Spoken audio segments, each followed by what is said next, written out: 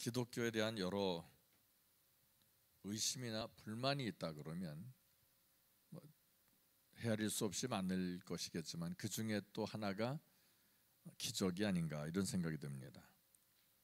구약 성경 안에 기록된 많은 기적들을 보면서 또한 복음서에 나타나는 수많은 기적들을 보면서 왜 이런 기적들이 내 삶과 나에게 또 가정에 일어나지 않는가, 내가 필요할 때는 도대체 왜 기적이 일어나지 않는가라고 하는 의문들을 가지게 될 것입니다. 그리고 이것들은 나중에 아주 심각한 곳으로 나갈 수가 있습니다. 불신이라고 하는 그런 곳까지도 확장될 수 있습니다.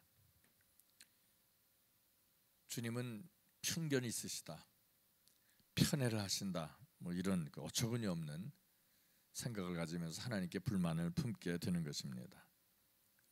성경은 많은 기적들을 기록하고 있고 또한 수도 없이 많은 기적들을 약속하고 있습니다. 죽었던, 그것도 죽은 지 나흘이나 돼서 시체가 썩기 시작해서 냄새가 나던 그 나사로의 시체도 주님께서 그의 이름을 부르시면서 살리셨다면 오늘 살아가는 우리들이 요구하는 그 어떤 것도 주님께서 들어주시기에는 별것 아닌 것처럼 생각될 수 있습니다. 물론 맞습니다. 주님은 지금도 우리의 영, 육, 그리고 경제, 사회 전반에 걸쳐서 모든 것들을 능히 고칠 수 있으신 분이십니다. 죽은 자 가운데서도 산자같이 불러내신 분이 뭘 못하시겠습니까? 사나운 바다 위를 마치 육지같이 걸으셨던 분이 뭘 못하시겠습니까? 하늘에서 메추리 만나를 내리신 분이 뭘 못하시며 오병이어의 기적을 일으키신 분이 뭘 못하시겠습니까? 40년 동안 중풍병으로 누워있던 사람을 말씀으로 세우신 분이 뭘 못하시겠으며 날 때부터 소경인자의 눈에 진흙을 발라서 눈을 뜨게 하신 그분이 뭘 못하시겠습니까? 하나님께서는 원하시기만 하면 우리가 원하는 모든 것들을 능히 고칠 수 있고 지금도 기도하는 자들에게 그런 일이 빈번하게 나타나고 있습니다. 그럼에도 불구하고 우리가 여기서 기적이라고 하는 것을 내 관점에서 볼 것이 아니라 성경은 기적을 왜 기록하고 있는가라고 하는 관점에서 봐야 할 것이라는 겁니다. 성경이 말씀하는 기적은 통상적으로 우리가 생각하는 방향과는 상당한 거리가 있는 것 같습니다.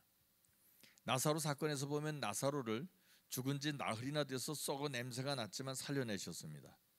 수의를 입은 상태로 나오게 하셨습니다. 하나님께서 기적을 동원할 때 기존 질서와 배치되는 것으로서 기적이 동원되게 하는 것이 아니라 자연 자체가 하나님의 것임을 선포하고 거기에 우리의 위로와 약속을 확인하기 위해서 기적을 도입하시는 것입니다. 기적은 있어야 하는 것에 대한 인내와 약속을 위해서 등장하는 것이지 있는 기본 질서를 대체하기 위해서 등장하는 것이 아니다라고 하는 것을 우리가 잊으면 안 됩니다. 그럼에도 불구하고 오늘을 살아가는 우리는 수도 없이 많은 기적 속에 살면서도 하나님의 그 또 다른 어떤 섭리가 기존 질서를 뒤엎고 나에게 영광 중에 나타나길 원하는 이런 것이 있더라 하는 것을 우리 모두가 부인할 수 없을 것입니다. 좋은 신앙심을 위해서 인간이 할 수 있는 최선의 방법론은 언제나 금욕적이 되는 것을 우리도 부인할 수는 없습니다. 금욕적인 생활하는 것이 어떤 영적인 그 놀라운 존재 쪽으로 가까이 가는 것이라는 생각을 사람이라면 기독교인이든 아니든 따질 것 없이 누구에게나 자연 발생적으로 가져지게 되는 것일 겁니다. 그러면 기독교도 거기 포함되느냐? 그러나 기독교는 그렇게 말할 수는 없을 것입니다. 물론 기독교도 금식을 할 때가 있습니다. 그러나 금식하는 뜻은 이 일은 인간의 힘으로는 할 수 있는 일이 아닙니다라고 하는 신앙 고백으로서의 금식이 동원되는 것이지 금식이 안 될 일을 되게 하는 어떤 수단이나 방법이라고 볼 수는 없다는 것입니다. 금식을 마치 금욕을 통해서 하나님과 가까이 접근하겠다는 공식으로 금욕을 한다면 금식이 다른 이방 종교와 다를 것이 전혀 없는 것입니다. 물론 저도 기적 아닌 기적을 위해서 금식을 한 적이 있었습니다. 그것도 내 뜻이 아니라 주변에 기도하는 분들의 뜻에 따라서 금식을 한 때도 있었고, 또 사람이 할 수 없는 그 일을 그분이 하시는 것을 직접 경험하기도 했었습니다. 그것은 여러 가지입니다. 사회적인 문제나 제도적인 문제나 금전적인 문제나 건강적인 문제나 그 어떤 것에서도 그분이 응답하시는 것을 저는 경험을 했습니다. 그래서 기적이 있다는 것을 부인하지 않고, 또 기적이 일어나기 위해서 기도한다고 했을 때 그것을 그분이 거부하지는 않는다라고 하는 것을 저도 확신합니다. 그리고 문제가 있을 때 기도하시라고 권하고 싶습니다. 하지만 응답되는 그 기적이 우리의 모든 것이 돼서는 곤란하겠다라고 하는 것을 우리가 잊지 말아야 합니다. 이 일은 내가 할 수 있는 일이 아닙니다. 하나님께서 도와주셔야만 됩니다 하는 그런 뜻에서의 금식이지, 금욕을 해서 초월의 세계에 발을 디뎌 놓았다는 식의 금식은 결코 올바른 금식이 될 수 없다는 것입니다. 금식을 수단으로 삼아서 금식하다가 그만 세상을 떠나는 그런 목회자들도 적지 않아 많이 있었습니다. 우리가 금식을 얼마나 금욕적이며 자학적인 차원으로 실행함으로 해서 우리에게 임하는 그 초월자의 그 초월성을 경험하기를 원하는 것이 얼마나 많은지 모릅니다. 우리 기독교인들에게도 여러 가지 그것도 기적이라면 기적이겠죠. 소위 말해서 은사라고 하던 이런 것, 하나님께로부터 내려오는 선물들도 기적입니다. 방언이 있고 예언이 있고 신유의 은사도 있습니다. 그런데 신유의 은사를 통해서 하나님의 은혜로 병들렸던 사람의 병을 고쳐주게 되면 그 다음부터는 아무런 약을 먹지 않아도 되고 더 이상 식사를 안 해도 된다, 그런 의미는 아닐 것입니다. 은사라고 하는 것은 내 인생을 내 힘과 내 능력과 내 눈에 보이는 것만으로만 사는 것이 아니라 하나님의 간섭과 도우심과 내 편을 드셔서 역사하심으로 살아간다는 것을 확인시켜 주심으로 우리로 하여금 인내하게 하며 담대하게 만들어주는 능력이 되는 거예요. 힘이 되는 것입니다. 그러니까 은사라고 하는 것은 우리를 대신해서 살아주겠다고 하는 약속이 아닙니다. 우리의 신앙이 조금 더 깊은 곳으로 한 단계 앞으로 나아가게 되기를 바라시는 차원에서 은사를 우리에게 허락하시는 것입니다. 우리가 기적을 요구하는 가장 큰 이유가 있다 그러면, 우리가 직접 그것을 노골적으로 표현한다면 우리 욕심 때문이 아닌가라는 생각이 듭니다. 기적을 요구하는 것은 지금 내 눈앞에 있는 어떤 큰 문제를 풀어야 하기 때문입니다. 이 문제를 풀어서 내게 유익되게 해주십시오, 그런 뜻이 아니겠습니까? 이런 차원에서 기적이 요청되고 있습니다. 이 기적이라고 하는 것은 우리가 믿음으로 한 걸음 더 나아가기 위해서 요청이 되어야 하는데, 그렇지 못하고 우리의 욕심을 위해서 기적이 요청되더라는 겁니다. 그러니 응답이 일어나지 않는다라고 하는 것입니다. 내 뜻과 내 일을 위해서 기도해서 응답이 좀처럼 나타나지 않지만 공적인 것을 위해서 기도하거나 할 때 그 일이 너무 놀랍게 이루어지는 것을 우리는 보게 됩니다. 아마 그런 뜻이라고 우리는 이해할 것입니다. 기적에 관해 본질적인 의미로 볼 때 기적은 우리의 어떤 문제를 풀기 위해서 필요한 것이 아니라 우리로 하여금 힘을 얻게 하고 인내케 하고 충성하게 하기 위해서 우리에게 나타나지는 것임을 우리는 기억할 필요가 있습니다. 하나님께서 보내신 연약한 우리 인생이 이 땅에서 움켜질 것은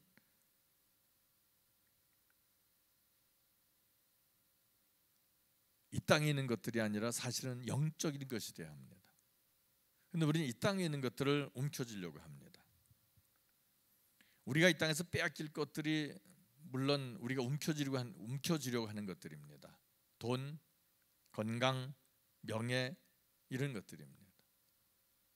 이런 것들을 우리가 육신의 세계에 있으면서 조금이라도 더 여유 있게 가져보려고 하는 것들입니다. 그러나 이런 것들은 영원히 우리가 소유할 수 없습니다. 이런 것들은 빼앗길 때가 있습니다. 물론 육신의 생명도 결국엔 빼앗기게 됩니다. 세상에 놓고 가야 된다는 겁니다. 그러나 빼앗을 수 없는 것이 있습니다. 그것은 바로 하나님께로부터 받은 영적인 것들은 결코 세상이 빼앗을 수 없다라고 하는 것입니다. 하나님과의 교제, 하나님을 향한 우리의 신앙, 하나님께서 우리에게 선물로 주신 성령, 이런 것들은 결코 세상에 빼앗을 수 없는 것들입니다. 기적에 하나님의 하나님 되심에 초점이 있는 것이지, 기적 그 자체에 초점을 맞춘다면 우리의 신앙은 계속 제자리 걸음할 수밖에 없습니다. 초대교회 때 베드로와 요한이 성전에 기도하러 올라가다가 구걸하던 안진뱅이를 만났습니다. 그때 베드로가 이런 말을 합니다. 금과 은은 내게 없지만 내게 있는 것으로 내게 주노니 나사렛 예수 이름으로 일어나 걸어라 그랬습니다.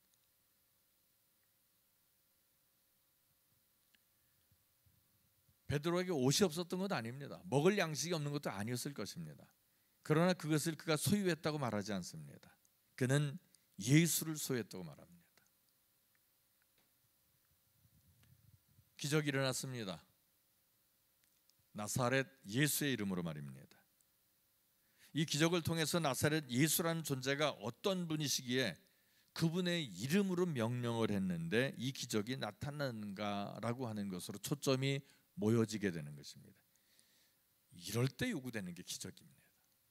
그런데 우리는 기적을 어떻게 그것을 나타냅니까? 우리가 보통 이야기할 때 내가 기도하니 하나님께서 내 이 문제를 풀어주셨어, 이건 기적이야. 자기 영광이 나타납니다. 이게 다른 겁니다. 말은 겸손하게 표현하면 이렇게 해야 될 것입니다. 이런 문제가 내게 있었는데 하나님께서 내게 기도하게 하시며 이 일을 성취하셨다라고 해야 됩니다. 그래 그분의 영광이 나타나지 않겠습니까?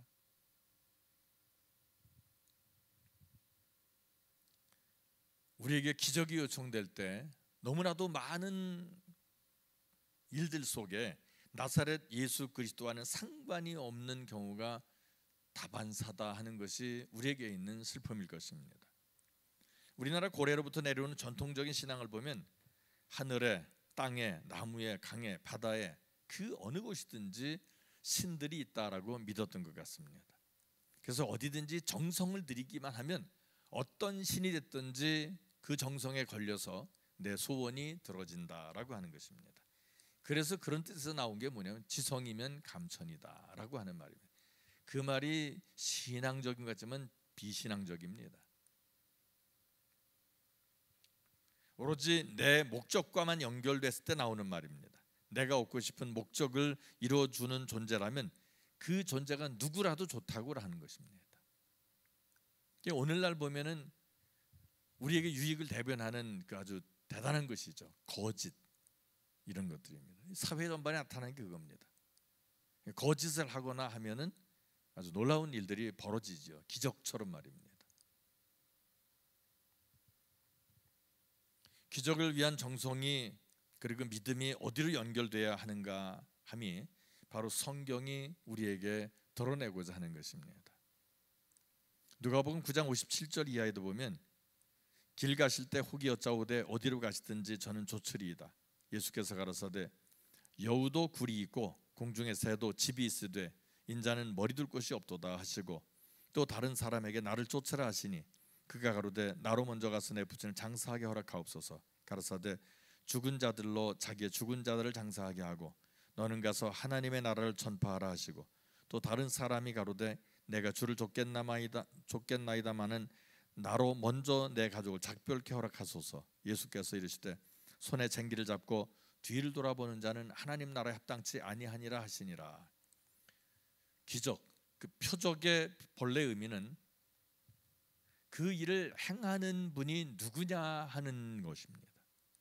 하지만 사람들은 그분이 누구냐가 중요한 것이 아니라 먹고 배부르기 때문에 기적을 일으키신 분을 쫓아다녔다라고 하는 것입니다. 우리가 예수 믿는 게 응답 때문입니까? 아닐 것입니다. 그분이 내게 행한 그 일이 너무 놀랍습니다. 그분은 전능자이셨습니다. 이 땅에 우리처럼 육신을 입고 오셨습니다. 그분이 우리 같은 죄인들을 위해서 자신의 목숨을 내어놓으셨습니다. 기꺼이 내어놓으시고 피값으로 우리를 사셨습니다. 이 일을 알고 나서 우리가 어찌 그분을 사랑하지 않겠으며 어찌 우리가 그분을 흠모하지 않겠습니까? 어찌 우리가 그분을 신앙하지 않겠습니까? 응답 주시는 주님을 믿고 따라가면 안 됩니다. 그분이 내게 행하신 그것을 생각해서 감사하게 생각해야죠. 그럴 때 변함없는 신앙이 됩니다. 그러나 응답을 따라가다 보면 응답이 안 오면 골이 나게 돼 있습니다. 응답 줄 때는 기쁩니다. 뭐 3살 먹은 어린아이도 아니고 그냥 주님을 믿는 것이 손바닥 뒤집듯이 그렇게 자꾸 바뀌게 됩니다. 우리 주변에 그런 분들을 많이 볼 수 있습니다. 주님이 행하신 그 놀라운 그 은혜를 생각하면 우리가 변할 수 없습니다. 목회자와 교인들의 관계도 그렇습니다. 제가 털어먹으려고만 한다 그러면 저는 욕을 먹고 관계가 안 좋을 겁니다. 그러나 섬기기만 하려고 한다면 얘기는 달라질 수 있다라고 하는 것을 우리 목회자들도 잘 알고 있습니다. 대인관계도 마찬가지입니다. 인간관계에서 내가 저분을 만났을 때 내게 어떻게 했다, 나는 그 일을 평생 감사하겠다, 그런 그 관계가 중간에 어떤 일이 있더라도 변화가 되겠습니까? 아마 변질되지 않을 겁니다. 근데 거기 욕심이 대두되면 문제가 심각해집니다. 이권관계가 대두되면 문제가 심각해질 수밖에 없는 겁니다.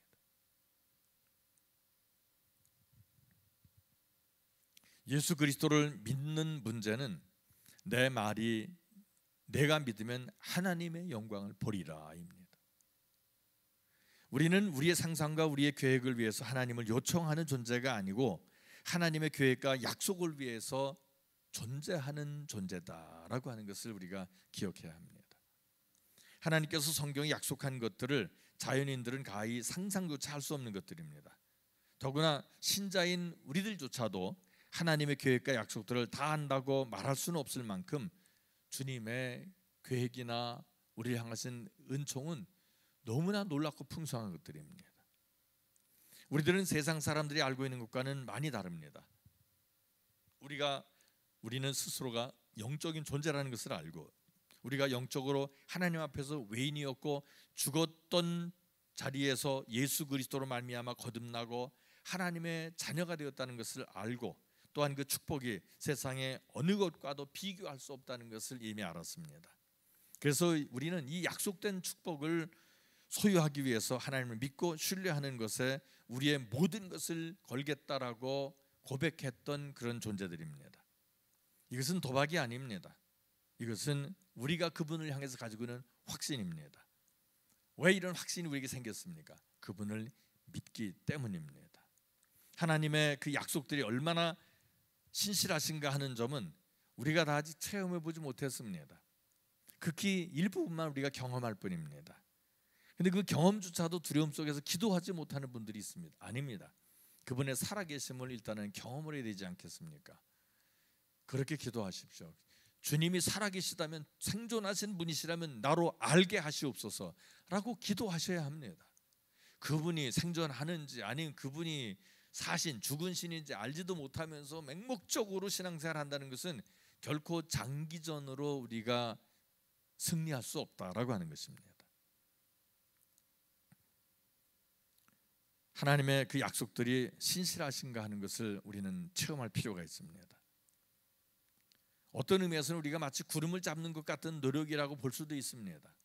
그러나 우리는 확신을 가지고 있기 때문에, 경험을 했기 때문에 세상 사람들이 말하는 그런 뜬구름 잡듯한 그런 삶이 결코 되지 않는다라고 하는 것입니다. 확신 있는 삶은 다릅니다. 제대로 된 신앙생활을 시작하게 될 것입니다. 그러나 불확실하다 하면 불확실한데 모든 것을 던질 수 없는 것입니다.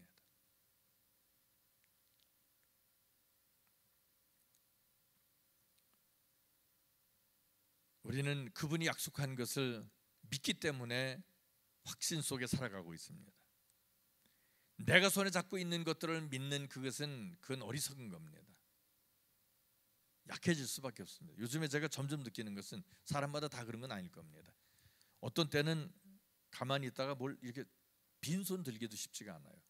이제 팔이 아픕니다. 이상하게 빈손도 쉽지가 않아요. 지금도 이렇게 물컵 들려도 아프니까 멈칫하고 이렇게 천천히 들고 그럽니다. 세상이 지금 제 건강을 뺏어가고 있는 겁니다. 근데 어디가 아프냐? 그렇지 않습니다. 그냥 몸이 반응을 좀 덜하게 되는 거 보니까 이게 이제 소위 말해서 늙어가는 그런 증상이구나라고 하는 걸 느낄 뿐입니다. 여기에 대해서 이제 한 거는 하긴 하겠죠. 팔 운동을 한다든가 뭘 좀 해야 되겠죠. 그러나 정상이라고 저는 생각하고 있습니다. 세상이 빼앗아갈 것을 빼앗아가는 겁니다. 그래서 저는 슬프지 않습니다. 아, 내가 늙어가는구나. 그렇게 슬프지 않아요. 오히려 더 이제 가까워지는구나, 그런 생각을 내심하고 있습니다. 이 땅에 살면서 늙어간다고 슬퍼하지 마십시오. 그분 뵐 날이 가까워지고 있구나라고 하는 희망과 그 즐거움 속에서 산다면 남은 날들이 결코 그렇게 괴롭지 않을 것입니다. 그런데 그렇게 살려면 확신이 없이는 불가능한 삶이 아니겠습니까?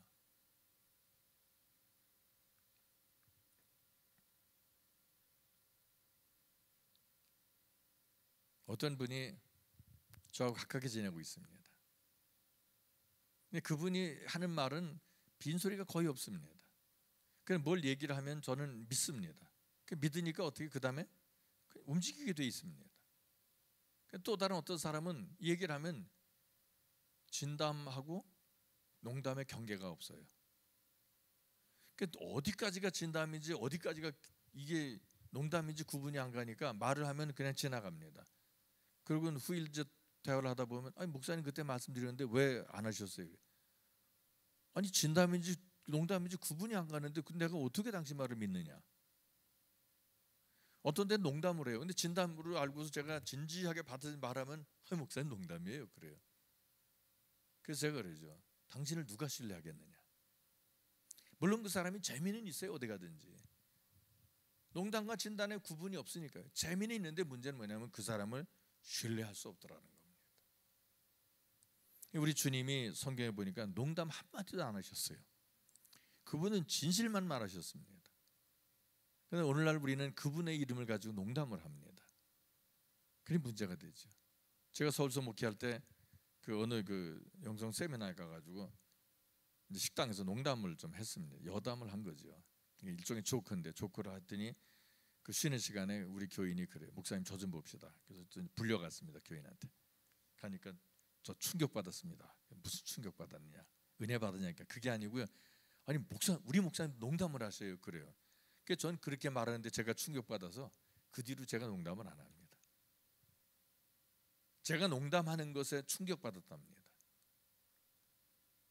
그렇게 하지 않던 사람이 농담 한마디 했다고 조크 한마디 했다고 교인이 그렇게 충격받는 거 참 대단히 저도 놀랐습니다. 그러면서 그래 성경에 주님이 농담 안 하셨는데 농담을 하려던 내가 잘못이지, 그렇게 마음을 제가 바꿔 먹었습니다.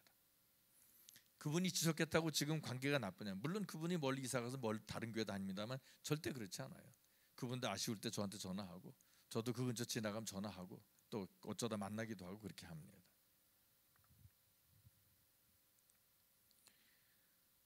우리의 운명을 우리가 어떻게 할 수 있습니까? 없습니다. 그래서 우리는 그분 앞에 우리의 모든 것을 내어 맡기는 것입니다. 하나님께 맡기는 편이 더 낫습니다. 모든 면에 있어서.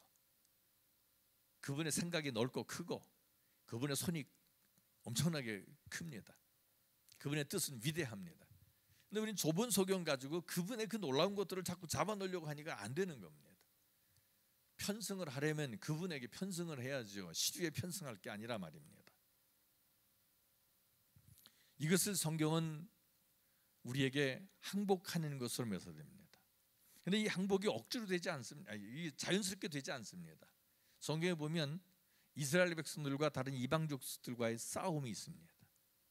물론 이스라엘이 계속 승리하는 건 아닙니다. 로마 압정 때 엄청나게 긴 세월 바벨론에 70년간 포로가 되고 그런 일들이 있었습니다.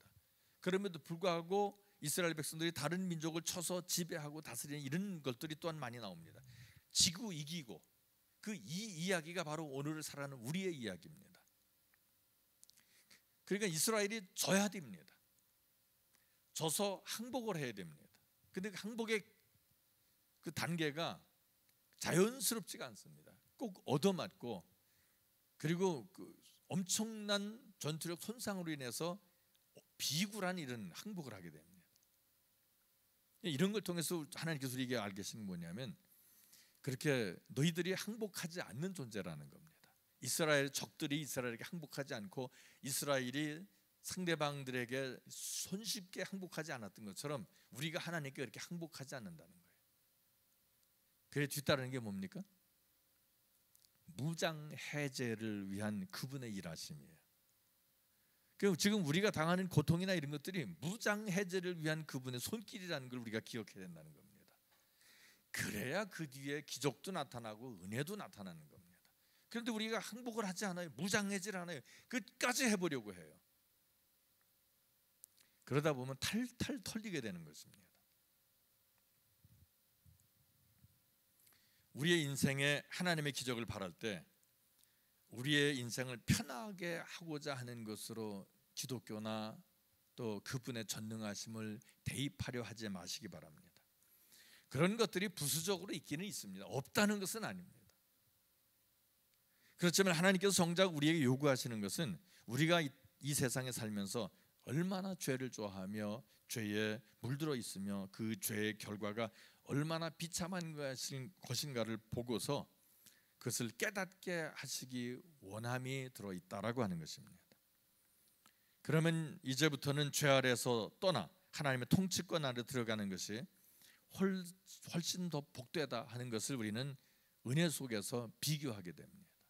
이제는 그래서 내 힘으로만 살지 않고 그분으로 산다, 그분의 힘으로 산다 이렇게 되다가 나중에 이제 점점 더 이 신앙이 깊어지게 되면 내 속에서 그분이 사시는 삶이 된다라고 하는 겁니다. 대단히 놀라운 삶이 되는 거죠. 우리를 다만 편안하고 바람 불지 않고 비 오지 않는 비닐하우스에나 가두어놓는 것이 하나님의 목적이 아닙니다. 바로 이 부분이 우리의 신앙생활을 가장 오해하게 만드는 부분입니다. 예수를 잘못 전하기를 우리가 예수 믿으면 모든 것이 다 잘 되고 안 되는 것은 다 물러가고 뭐 그렇게 말합니다. 그럼 세상에 자꾸 안주하게 되죠. 믿음의 조상들은 어찌하든지 이 땅을 떠나 그분에게 가는 것을 원했습니다. 그러니까 이건 제가 볼 때 그거는 하나님의 성령의 역사가 아니에요. 사단의 역사지요. 이해되시겠습니까? 우리로 하여금 이 땅에 안주하게 하는 것은 사단의 역사지 그것은 하나님의 역사가 아닙니다. 우리에게 하나님의 기적이 있습니다. 그러나 그 기적을 연출하시는 분이, 드러내시는 분이 바로 이 자연을 만드셨을 뿐 아니라 일반 법칙 속에 살게 하시는 것도 하나님의 요구임을 잊지 말아야 합니다. 우리는 하나님의 손을 빌어서 하나님의 법칙들을 깨닫게 해달라고 하는 식의 요구가 너무나 많습니다. 하지만 우리는 오늘 현재를 살게 하신 하나님의 뜻과 삶의 의미를 보다 더 깊게 생각해야만 할 것입니다.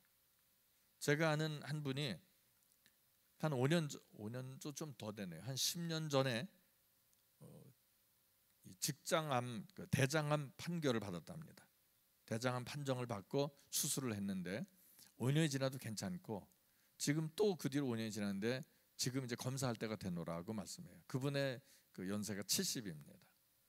근데 아직도 현역으로 뛰시는 분이세요. 엔지니어니까요. 근데 그분이 뭐라냐면 살만합니다라고 말해요. 아직까지 증상이 나타나지 않으니까요. 근데 제가 볼 때는 이미 죽은 목숨이에요. 왜냐하면 모든 인간이 죽잖아요. 이 삶이 연장됐을 뿐입니다. 연장된 것이지 그게 살아난 게 아니에요. 우리 모두 그렇습니다. 저는 매일 아침 그렇게 생각합니다. 아, 오늘도 하루가 연장됐구나. 자다가 심장이 멈추지 않았더라고요. 그래서 하루가 연장됐음을 매일 아침 느끼고 일어납니다. 우리는 매일의 삶이 연장되는 것일 뿐입니다. 산자로서의 삶이 아닙니다. 이제 우리는 여기서 영적인 부분을 생각해야 합니다. 연장된 삶 속에서 우리가 주님 앞에 살아있는 자로 서야 한다라고 하는 것입니다. 이것을 놓치면 삶이라는 게 아무 의미가 없어요. 고달프기만 합니다. 도대체 이 인생을 내가 살아야 되나 말아야 되나 이런 고민이 생길 겁니다. 그 정도 되면 심각하지요.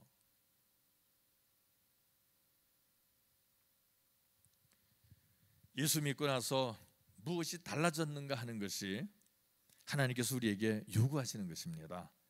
예수를 믿고 조건적으로 환경적으로 이익을 본 그런 심령들은 어떤 의미에서는 아직도 신앙의 초보 단계에 머물러 있다라고 봐야 합니다. 이익만이 기독교의 전 내용이 아니며 핵심이 아닙니다. 일부분에 불과할 뿐입니다. 우리에게 좋은 날도 있지만 어려운 날이 올 수도 있습니다. 어려운 날이 있지만 좋은 날이 올 수도 있고, 또 이 어려운 날이 멈추지 않고 그대로 어렵게 살다가 인생이 끝날 수도 있습니다. 그러나 그런 것들은 세상에 속한 것들일 뿐입니다. 그 뒤에 그분의 나라가 나를 기다리고 있다는 것을 한번 생각해 보시길 바랍니다. 슬퍼할 이유가 전혀 없는 것입니다. 어떤 분은 적금을 크게 들었습니다. 노후를 위해서.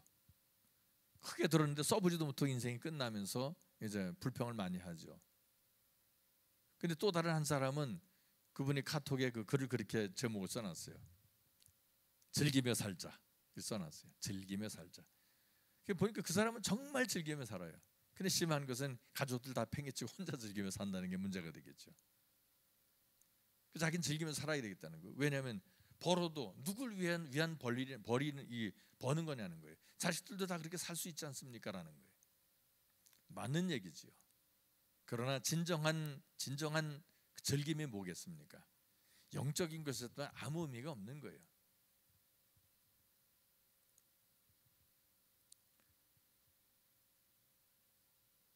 예수 믿어서 편하게 살 것이라는 기대는 하지 않는 것이 유익합니다. 성경이 그렇게 말씀하고 있습니다. 예수님께서 하신 말씀을 들어보면 세상이 너희를 미워하거든 그랬어요. 세상은 뭡니까? 제가 말씀드린 대로 물질이 될 수 있고 경제죠. 가정 경제든 뭐 사업의 경제든 경제 문제일 수 있고, 그 다음에 인간 관계 문제일 수 있고, 건강 문제 될 수 있고, 명예 문제 될 수 있고, 권세의 문제가 될 수 있습니다. 이러한 것들이 예수 믿음으로 해서 더 나아지리라고 생각하지 말라는 것입니다. 세상이 너를 미워한다. 그러니까 이런 것들이 결코 우리에게 도움이 안 될 수 있다라고 하는 것입니다. 너희보다 나를 먼저 미워했다는 사실을 기억하라. 너희가 세상에 속하였기 때문에 세상이 자기 것이 아니라서 괄시하는 것이다 라고 주님께서 말씀하셨습니다. 이러한 사실을 우리가 세상을 조금 살아가다 보면 금방 알게 됩니다. 이럴 때 세상이 우리를 괴롭히지만 그 세상에 속하지 아니었다고 하는 것이 오히려 다행스럽다라고 하는 생각을 그리스도인이 되면 가지게 됩니다. 그러니까 진정한 그리스도인들은 그렇습니다. 괴롭혀? 아이 그래, 내가 세상에 속하지 않은 게 감사하다. 예수께 속했으니 감사하다. 하늘을 점점 소망하게 된다라고 하는 것입니다. 우리는 세상과는 원수가 될지언정 하나님과는 결코 원수가 될 수 없습니다. 주님과 누리는 평화와 축복은 세상과 불화할 수밖에 없습니다. 세상 결코 좋은 눈으로 바라보지 않습니다. 우리가 진리를 전하기 시작하면 세상은 놔두지 않습니다. 어떻게 하든지 그 진리가 전파되지 못하도록 회방할 것입니다. 기적은 우리가 선택한 것이 잘한 것이라는 그런 그 위로를 위해서 문득 우리가 전혀 기대하지 않던 곳에서 나타날 수 있습니다. 그것은 뭐냐면 내가 내 뒷배가 된다라고 하는 주님의 사인일 수 있다는 겁니다.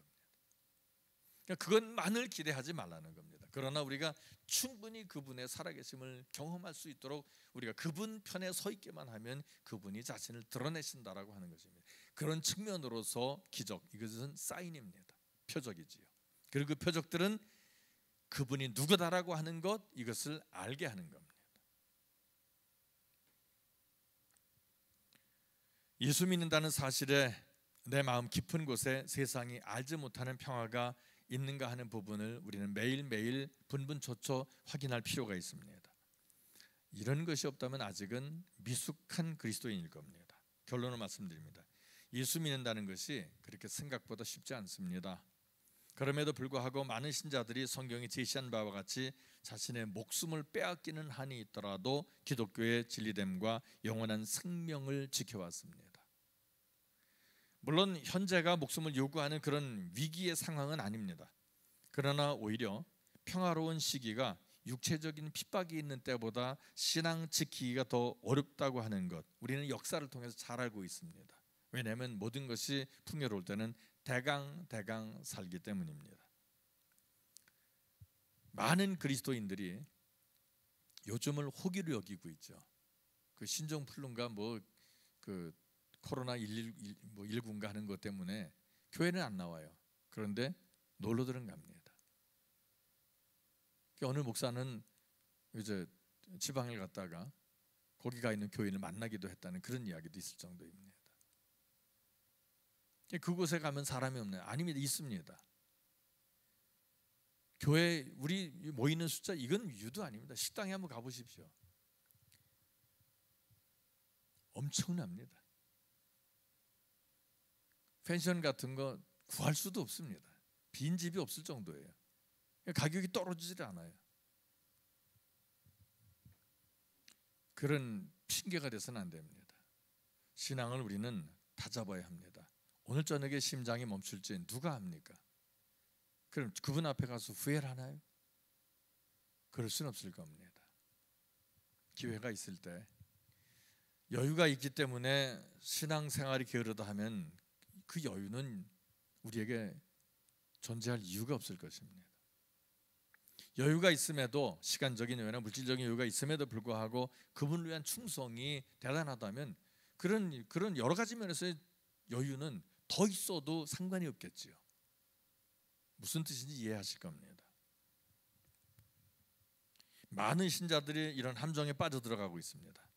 하지만 우리는 그런 어리석음 속에 있으면 안 됩니다. 여유가 있을 때 더 잘 섬길 수 있는 마음 자세를 지녀야 하는 것입니다. 그리고 교회 다닐 때 투덜거리는 일이 있지 않기를 바랍니다. 걸리는 것이 있고 아픔이 있고 속이 터질 것 같은 안타까움이 있는 것이 바로 신앙의 현주소입니다. 주님 위에 목숨 걸고 주님 위에 진리를 실천하며 살기로 마음속에 결심해서 현실을 정면으로 받아들여야 합니다. 그리할 때 모든 문제와 아픔들이 나를 통해서 걸러져서 사랑과 화해와 용서 그리고 신앙적 성숙이라고 하는 열매를 맺게 될 것입니다. 그리고 우리가 섬기는 주님이 그 일들을 통해서 영광을 받으시게 될 것입니다. 기적이라고 하는 것은 단순히 기적 자체를 위해 존재하는 것이 아닙니다. 기적은 주님이 우리와 함께 있음에 대한 사인입니다. 이 사인의 성격을 잘 파악해서 주님의 놀라운 생존하심을 경험하고 그분의 뜻 따라 순종함으로 아름다운 신앙적 열매로 그분 앞에 영광을 돌릴 수 있기를 주의 이름으로 축복합니다. 기도합니다. 거룩하신 주님, 죽었다가 산 것이 중요합니다. 하지만 그 일이 주님의 주님됨을 드러내는 데 있다고 하는 것을 저희들로 놓치지 않게 하여 주시옵소서. 오늘 저희들 모두에게도 기적이 필요합니다. 가정 경제도 일어나야 되겠습니다. 건강도 일어나야 되겠습니다. 사업도 일어나야 되겠고 사회도 일어나야 되겠습니다. 국가적인 발전도 있어져야 되겠습니다. 이런 것이 주님의 개입이 없다면, 기적이 없다면 결코 일어날 수 없는 것들이면 저희들이 자인합니다. 그러나 이런 것이 이루어졌다 하더라도 그 일을 이루신 분이 주님이시라는 것을 잃는다면 아무 의미가 없을 것입니다. 주여 생존하심을 저희로 깨닫게 하옵시고 날마다 주님 안에서 겸허하게 아름다운 선한 열매로 영광 돌리게 하옵소서. 예수님 이름으로 기도 올립니다. 아멘.